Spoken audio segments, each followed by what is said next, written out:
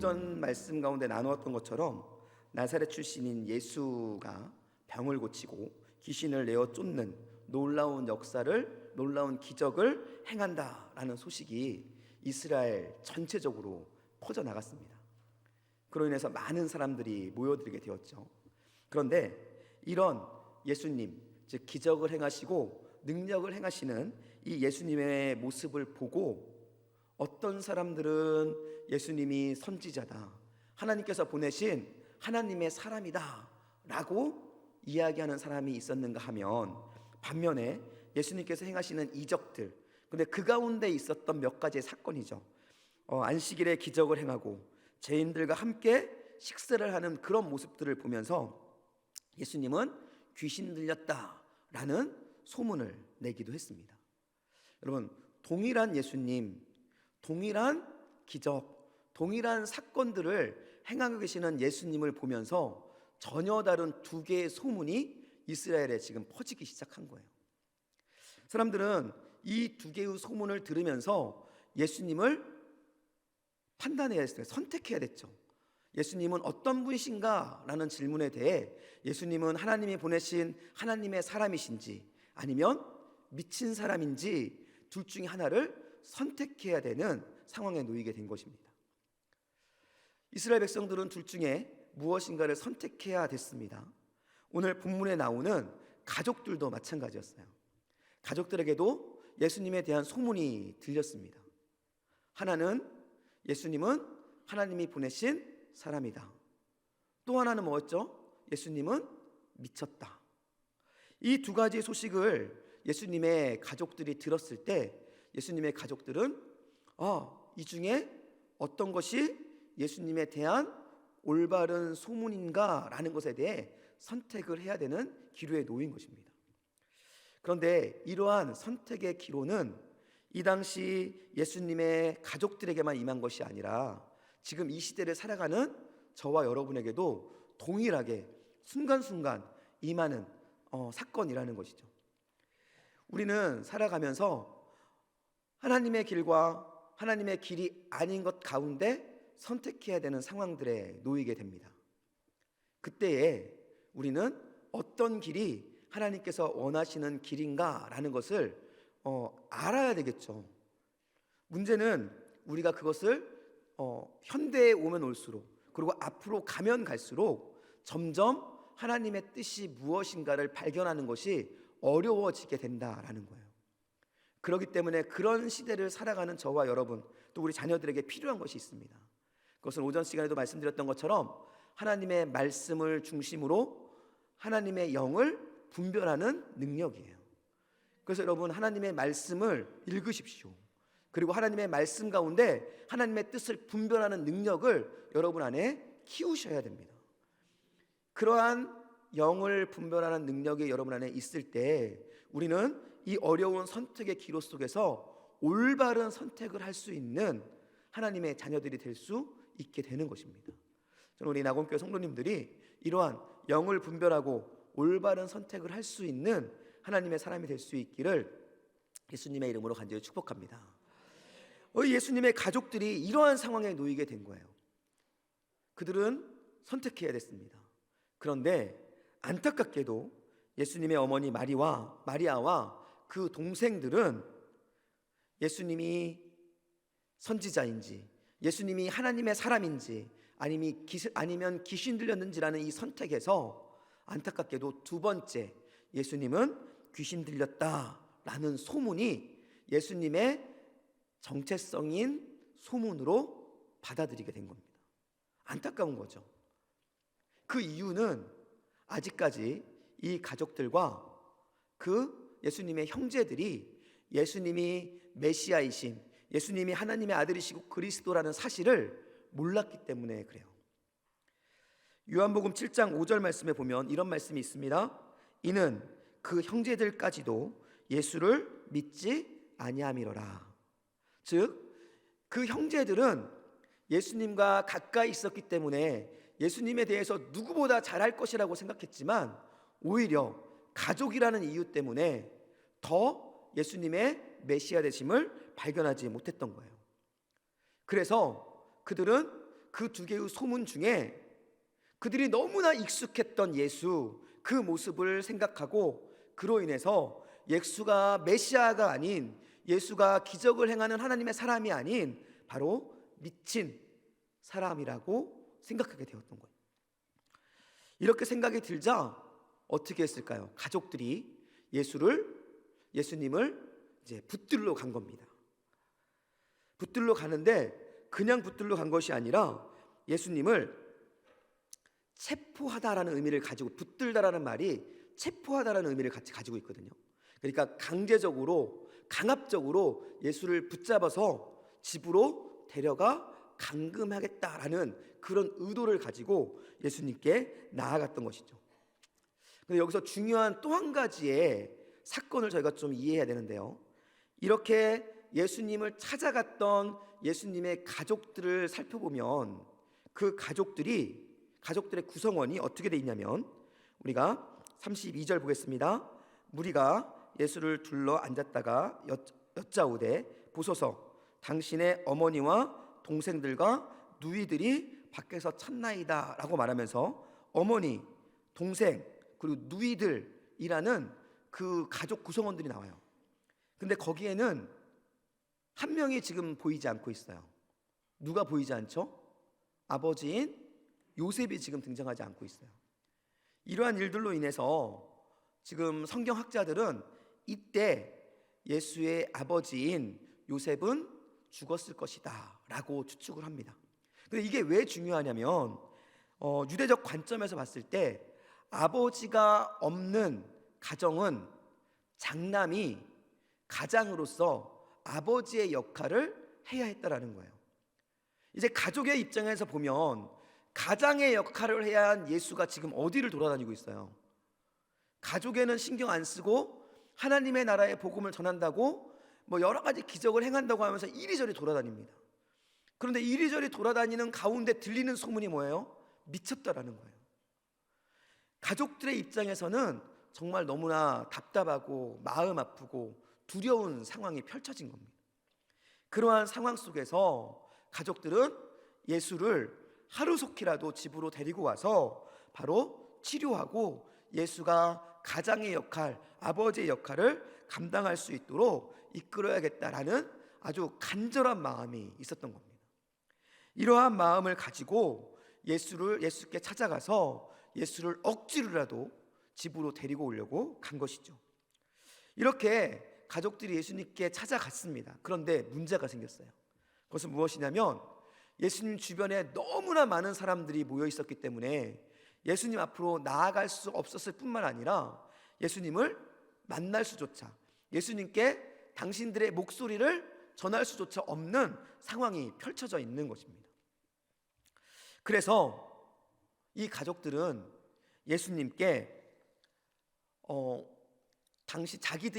가족들이 왔다는 소식을 전하고자 노력했어요. 그리고 그 노력의 일환으로 그곳에 있었던 사람 중에 한 명에게 예수의 가족이 지금 이곳에 왔다라는 사실을 전해줄 것을 요청하게 된 것이죠. 우리 32절 말씀입니다. 함께 읽을까요? 무리가 예수를 둘러 앉았다가 여짜오되 보소서, 당신의 어머니와 동생들과 누이들이 밖에서 찾나이다. 네, 지금 나사렛 예수님께 가족이 왔다라는 소식이 이제 들리게 된 것이죠. 예수님께 가족이 왔다라는 소식이 들렸을 때 예수님의 마음이 어땠을까? 아마 주변에 있는 사람들은 이렇게 생각했을 거예요. 바쁘게 사역하고 귀신을 내어 쫓고 병자를 고치는 이 바쁜 중에 가족들을 그동안 못 봤을 거잖아요.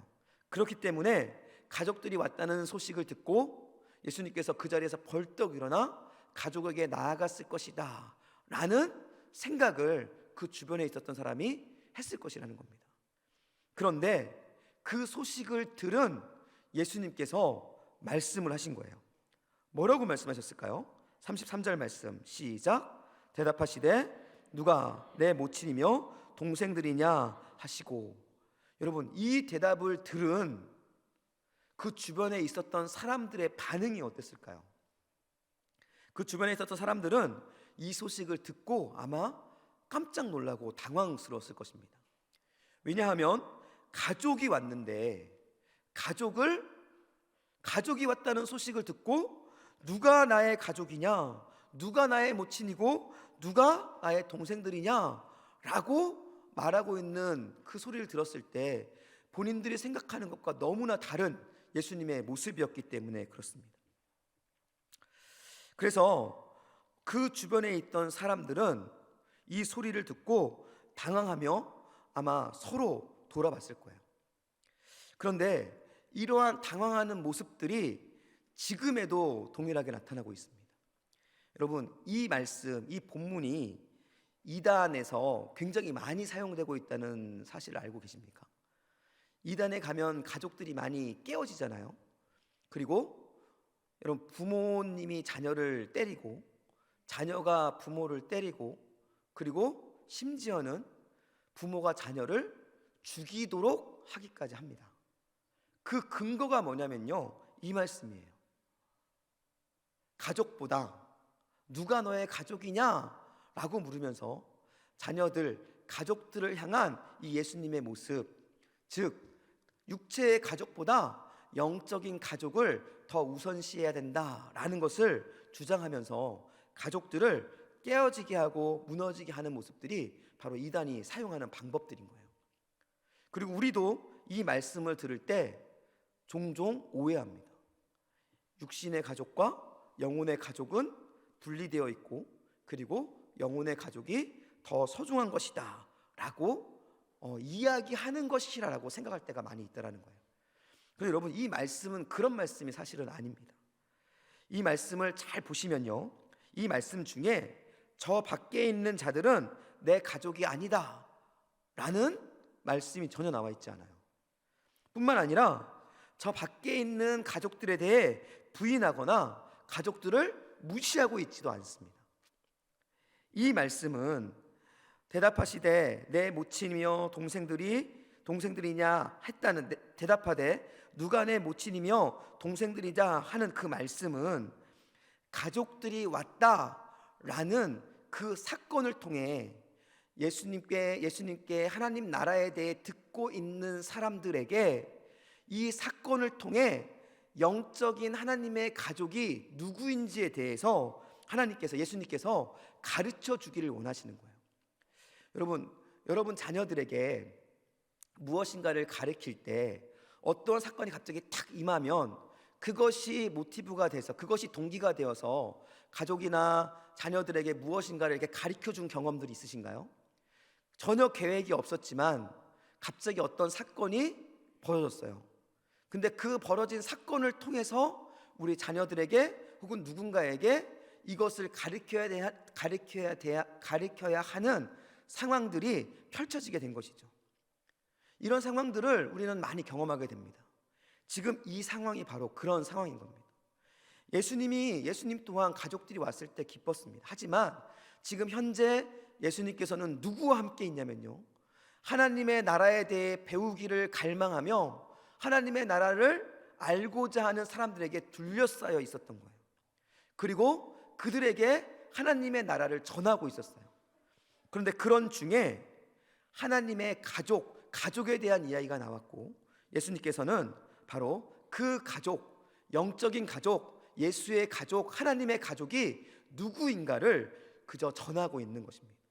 그러니까 이것은 지금 밖에 있는 가족과 관계돼서 이야기하고 있는 것이 아니라 주님께서 하나님의 나라를 가리키는 연장선 상에서 하나님의 나라를 전하고 있는 것뿐이에요.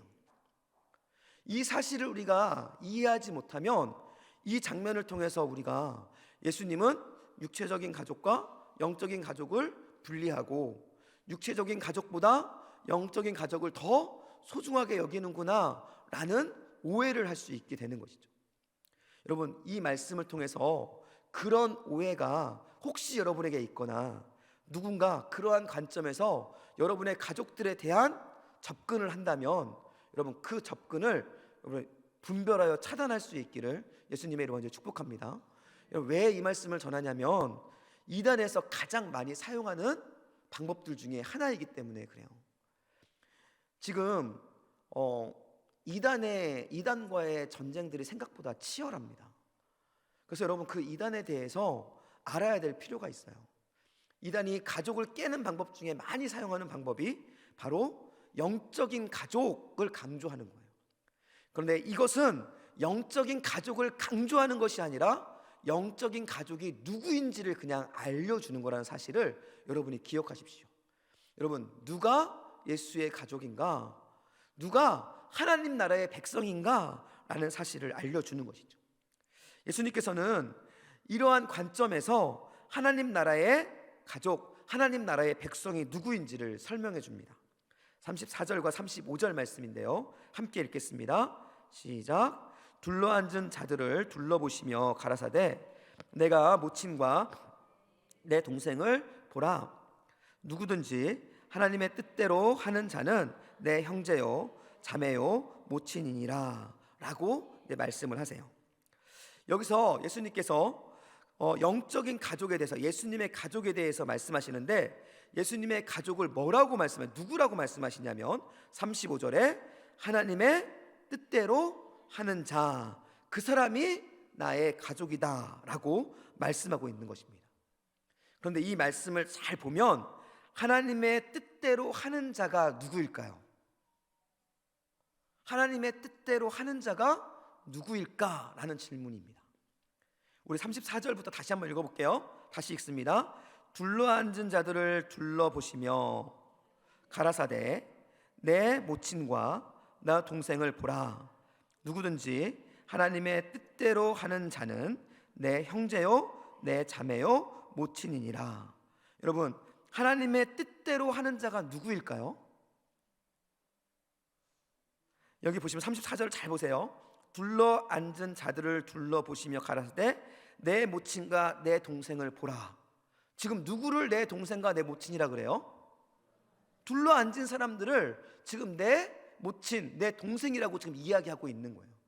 이 말은 무슨 말이냐면, 나의 가족, 하나님 나라의 백성은 하나님의 뜻대로 하는 자인데, 이 하나님의 뜻대로 하는 자가 누구냐면 현재 예수님을 둘러싸고 있는 사람들, 더 정확하게는 하나님의 말씀, 하나님의 나라에 대해 듣고 알기 원해서 하나님께 시선을 맞추고 하나님께 집중하고 있는 사람들, 그 사람들을 바로 하나님의 가족이다 라고 말씀하고 있다라는 것입니다. 여러분, 이 장면을 좀 잘 상상해 보셔야 돼요. 33절 말씀에 예수님께서 누가 나의 어머니이고 나의 형제들이냐 라고 질문하시잖아요. 그리고 나서 예수님께서는 34절 말씀에 자기 주변을 둘러보시면서 라고 이야기합니다. 이 둘러보다는 말 속에는 그냥 이렇게 봤다는 게 아니에요. 어떤 말이냐면 한 사람 한 사람의 눈을 맞췄다라는 거예요. 한 사람 한 사람의 눈을 맞추면서 그 사람에게 뭐라고 말씀하는 거예요? 너가 지금 하나님의 말씀을 듣기 원하고 하나님의 말씀 가운데 살아가기를 원하고 하나님의 말씀을 내 삶 속에 살아가기를 원하는 바로 너가 나의 형제고 나의 가족이다 라고 예수님께서는 지금 말씀하고 있는 겁니다. 여러분, 그런데 중요한 것은 지금 이곳에 모여있는 사람들이 누구냐라는 거예요. 여러분, 그곳에 모여있는 사람들이 누구일까요? 여러 종류의 사람들이 모여 있겠죠. 그런데 분명한 것은 그곳에 병자들, 귀신 들린 자들, 그리고 아픈 사람들, 많은 종류의 사람들이 모여 있을 거라는 거예요. 가난한 사람들, 병든 사람들, 우울증에 걸린 사람들, 암 환자, 인생을 포기해서 자살을 시도했던 사람들, 그리고 가족에게 버림받고 직장에서 쫓겨난 사람들, 세상 가운데에서 버림받고 무시당하는 사람들이 그곳에 분명히 있었을 거라는 것입니다.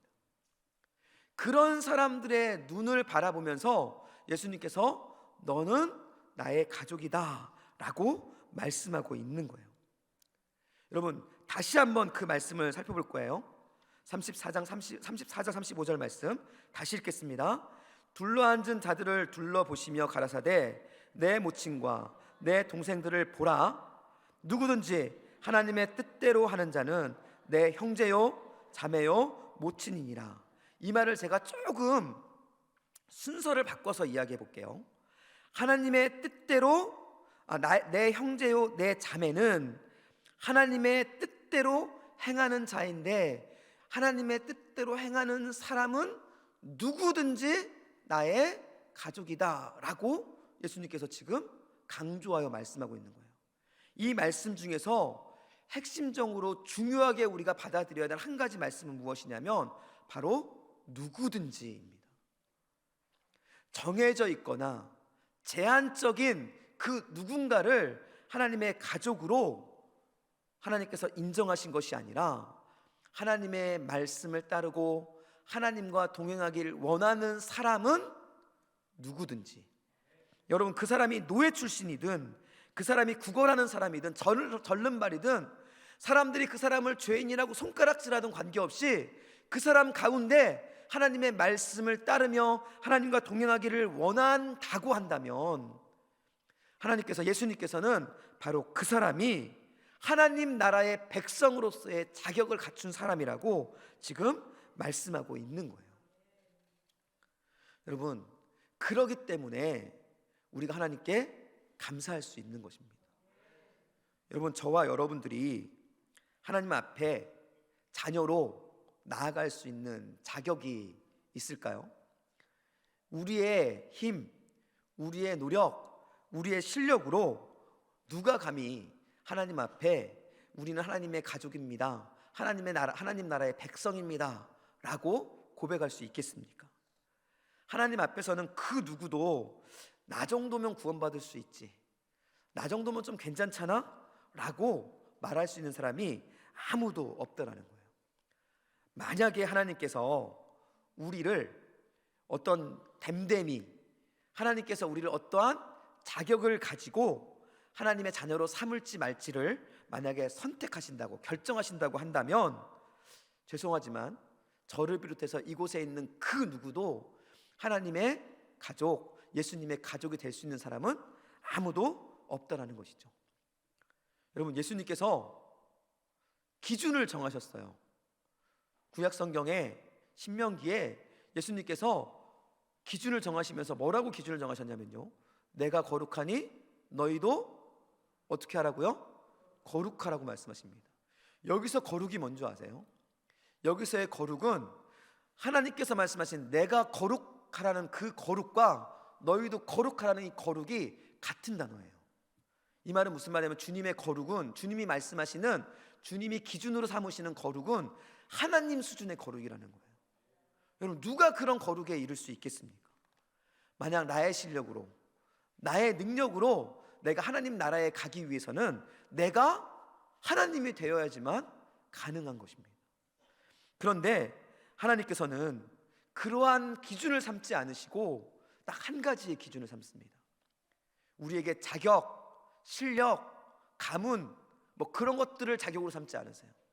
우리에게 요구하시는 가족됨의 한 가지는 무엇이냐면 바로 하나님의 말씀대로 살기로 결정하는 것입니다. 여기에는 당연히 예수 그리스도의 복음을 신뢰하고 그 복음 앞으로 나아가는 것이 포함되겠죠. 여러분, 하나님께서는 우리의 속사람을 보신다고 말씀하세요. 겉과 전혀 다른 우리의 속사람을 보시는 것이죠. 우리 속에 있는 검은 죄악들을 보시고요, 우리 안에 있는 미움과 시기와 욕망과 정욕들을 아주 정확하게 보십니다. 우리 성도님들 여기서 겉에서 보면 너무나 거룩하시고 너무나 이쁘시고 멋지시고 거룩함이 막 풍겨나요. 그런데 우리 한꺼풀 까고 우리의 속을 보면 어떨까요? 여러분 스스로가 아시잖아요. 거짓되고 욕심 많고 그러한 모습으로 우리가 어떻게 하나님께 나갈 수 있느냐라는 것이죠. 우리 중에 그 누구도 하나님 앞에 내 스스로 나의 자격으로는 하나님 앞에 나갈 수 있는 자격이 아무도 없습니다. 그렇기 때문에 하나님께서 주신 하나님의 말씀, 십자가를 통해 너희가 나의 가족이 될 수 있어 라는 이 하나님의 선포는 우리에게 너무나 큰 은혜가 되는 것입니다. 여러분, 하나님께 감사할 수 있는 이유가 바로 이거예요. 우리가 감사할 수 없는 상황에 놓인다 할지라도, 어떠한 상황 속에 무너지고 깨어지는 상황이 있다 할지라도 우리는 주님께 감사할 수 있어야 합니다. 왜냐하면 주님께서는 우리를 자격이 아닌 하나님의 은혜로 아들, 딸로 삼아 주셨기 때문에 그래요. 그래서 이러한 상황, 이러한 하나님의 은혜를 깨닫는 사람은 매일 하루하루를 감사하게 살아갈 수 있는 것이죠. 그러게 저는 여러분들에게 소원하고 싶습니다. 여러분, 하나님의 말씀에 순종하며 하나님의 말씀을 따라 하나님의 말씀을 이 땅 가운데서 온전히 실천하며 살아가는 참된 예수님의 가족으로 살아갈 수 있기를 간절히 축복합니다. 여러분, 이 말씀을 통해서 영적 가족과 육체적 가족을 분리하는 그런 것이 아니라 오직 하나님께서 인정하시는, 하나님께서 품으시는 하나님 나라의 백성, 하나님의 가족은 바로 하나님 말씀을 따르는 사람 누구든지, 내가 비록 자격이 없어도, 내가 비록 연약하여도, 내가 비록 죄를 지었어도, 내가 비록 장애를 가졌어도, 내가 비록 누구도 용서할 수 없는 죄 가운데 혹은 실패의 모습으로 살아갈지라도 누구든지 예수님을 따르기만 하면 누구든지 예수 그리스도의 가족으로 삼아주신다라는 하나님의 고백이라는 것입니다. 저는 이 고백을 우리가 신실하게 믿고 오늘로부터 나는 하나님의 가족입니다 라는 담대한 마음으로 여러분 감사하며 하루하루를 살아갈 수 있기를 예수님의 이름으로 축복합니다. 여러분 안에 좌절할 때 있어요. 실패할 때 있고 넘어질 때 있고, 그래서 우리의 믿음이 흔들릴 때가 있습니다. 저에게도 있는 일이고 우리 누구에게나 있는 일이죠. 그때마다 우리 안에 구원에 대한 의심, 구원에 대한 흔들림이 있을 수 있습니다. 그러나 오늘 본문을 통해서 말씀해 주시는 것은 여러분, 그런 것들이 기준이 아니라, 우리가 얼마나 잘났는지가 기준이 아니라 바로 하나님의 말씀을 따라 살아가는, 또 예수 그리스도 안에 거하는 그것이 바로 하나님의 가족, 구원받은 하나님의 백성의 기준이라는 사실을 말씀해 주고 있는 거예요. 여러분, 이 사실을 기억하시고 담대하게 정말로 자유한 신앙생활, 그리고 자유한 하나님의 백성으로서의 삶을 살아가는 저와 여러분이 될 수 있기를 예수님의 이름으로 축복합니다.